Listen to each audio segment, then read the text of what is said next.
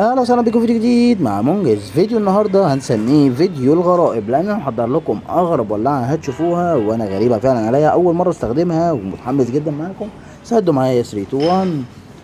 واو، ايه المختلف في الولاعه الغريبه دي؟ هتعرفوا دلوقتي معانا كل حاجه. مبدئيا الولاعه دي صناعه فرنساوي، لو جينا بصينا عليها كده من تحت دي يوري ولاعة ميد ان فرانس باريس، زي ما احنا شايفين كده مكتوب عليها من تحت هنا كده، تمام.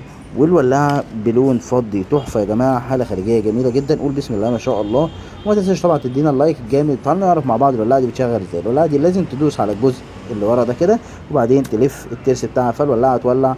والولاعة بتولع بنار مايلة، يعني بتنفع للناس اللي بتستخدم النار مايلة، تمام. ليها استخدامات عديدة، وفي فيديو كامل للولاعة تعرف كل التفاصيل عنها. متنساش طبعا تدينا اللايك الجامد المتين، واشوفكم فيديو جديد. ده سلام.